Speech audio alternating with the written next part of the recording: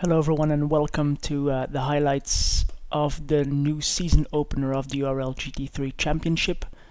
We are at the Catalunya circuit and looking at the qualifying results. Peter Abelovsky took pole with only 78 thousandths of a second in front of Manuel Liguori with a 146.8 and 0.9.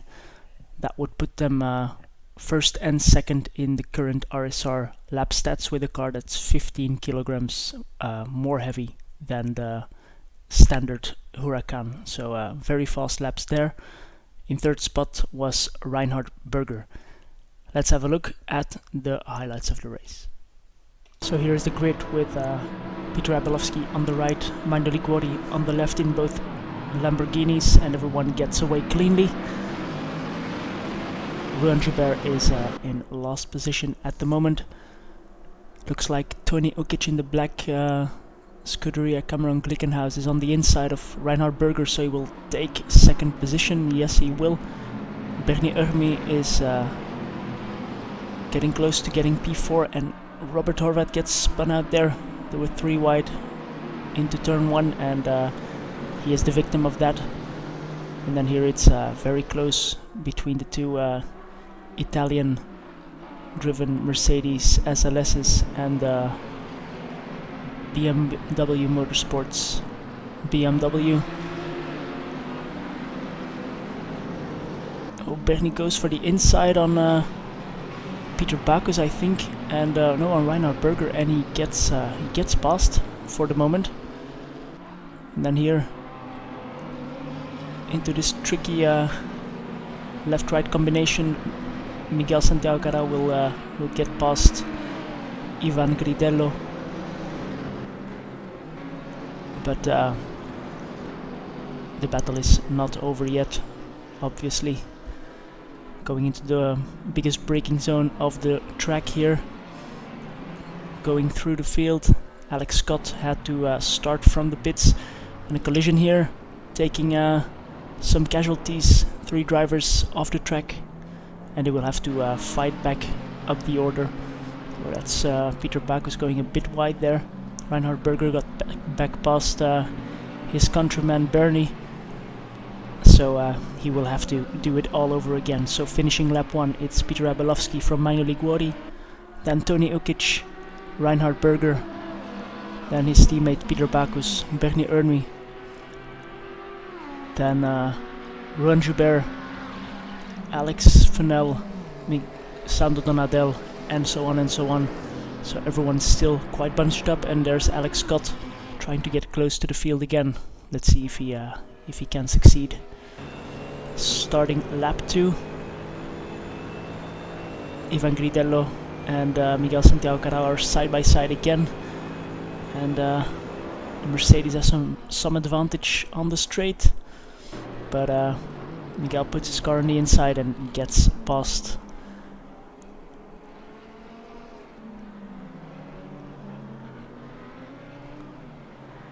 So then at the end of lap 2, Ruan Joubert overshooting his braking point. He has to let Alex Fennell through, so loses a position, and he has to watch out for the BMW behind him. Looks for the inside but stays behind. And then we see Ruan just having a spin on the curbs and taking out the BMW Motorsports BMW, unfortunately, so he will have to try and fight back up the grid. It's still very, very close between the SCG and the Mercedes here, coming onto the main straight. Sandro Donadel here. In the rearview mirror we see Robert Horvat, and on the right is one of the Mercedes SLSs, the two teammates. Sandro has to concede the position, and I think Robert is going to try and take the advantage here, and yes, he does. But he didn't have the ideal line here through the long sweeping right-hander, so can Sandro get back at him? Oh, brakes very, very late. Luckily Robert did the undercut, and that's pass done here for Robert Horvat. So then here Alessandro Sanna versus Alex Fennell. This is going to be very tight here through this corner, and the curbs are very slippery. And oh yeah, that's a small mistake, giving Alex Fennell a bit of breathing room. Couple of laps into the race, Miguel Santiago Carao got up on the gearbox of Robert Horvat in the Lamborghini Huracan. Let's see if he can get past. Going into the big braking zone, the hairpin. Robert goes a little bit wide, and that's enough to give Miguel the position. So Robert's teammate Peter Abelovsky is currently in first position. Here we see him sliding around, pushing very, very hard to create a gap between him and Manlio Liguori. Here is Manlio, and unfortunately he will suffer a brake failure. We see him here braking, the brake lights go on, but he spears off the track and into the barriers, and that's race over for him. So that gives Tony Ukic second position and Reinhard Berger in third position. Here then are the two teammates in the Kfz Teile 24 Mercedes SLS, and that's a switch of position, so obviously they think one of them is the quicker driver. Here's Peter Abelovsky in the pits, Tony Ukic following him in, so this seems to be the lap that everyone is coming in. Reinhard Berger as well coming into the pits, and his teammate Peter Pacos in fourth as well. Now the important thing is, oh, small touch of the wall there by Peter. The important thing is pitting is not mandatory, and we see here Bernie Urmi, he will not pit this race, and he will keep going with a full fuel tank and the same medium tires. Let's see where this gets him. So after the pit stops, Bernie Urmi obviously took positions from Reinhard Berger and Peter Bacchus, and Reinhard closed up on him again after a couple of laps. So Bernie is on worn tires, and they're probably quite equal on fuel at this point, but Reinhard is on fresh tires and he has the advantage. He could close the gap, and let's see if he can make the pass here going into turn 1. He's not very close, but well, the Audi is a better car on the straight line. They're side by side. Can they get the braking done in time? Yes. And it was still very, very close at the end of the straight there for Reinhard, but he will get past Bernie Urmi for third position. So then going into the last lap, we have a battle between Alessandro Sanna and Robert Horvat, lasting the whole last lap. Coming onto the straight, can the Huracan stay far ahead of the Mercedes, or will he have to defend into turn 1? The Huracan has the straight line speed to stay ahead, but Robert misses the apex here into the first corner. Let's see if Alessandro can get close. At this point it seems not, but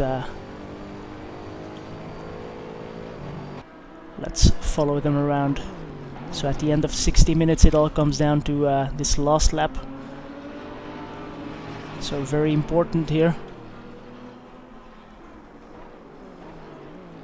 Difficult braking zone, and then going downhill and back uphill for the left-right sweeper, which as we saw before is quite tricky here on the curbs. So staying off the curbs for most cars is important. Alessandro had a good exit. If he can get a good run here through this turn, maybe he can get close to Robert. Not the best of turns, but still he's gaining on Robert. Oh, braking very, very late, getting very close, and they touch. Alessandro gives Robert the love tap, but he will slow down and wait for Robert to repass. So I think that was the last opportunity for Alessandro to pass safely. And in the background we see the leader coming up to lap these guys. So Alessandro will have to be careful not to take the leader out, and that's actually a small touch there. But Peter Abelovsky had a healthy gap to P2 to secure the win here at Barcelona. So Robert Horvat will finish in front of Alessandro Sana. Here are the full results. Peter Abelovsky in the end winning with a 15-second gap to Tony Ukic. Reinhard Berger was right on his tail, but couldn't make the pass stick, or couldn't make the pass for P2. So the reigning champion had to settle for third position.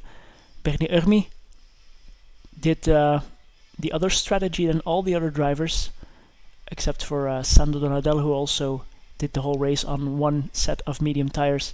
But it gained him a position on Peter Backus in the pit stops. Peter Backus in 5th, then Miguel Santiago Carao in 6th. 7th was for Robert Horvat, then Alessandro Sana and his teammate Ivan Gridello, Alex Funnel, Sandro Donadel, and then the non-finisher Alex Scott.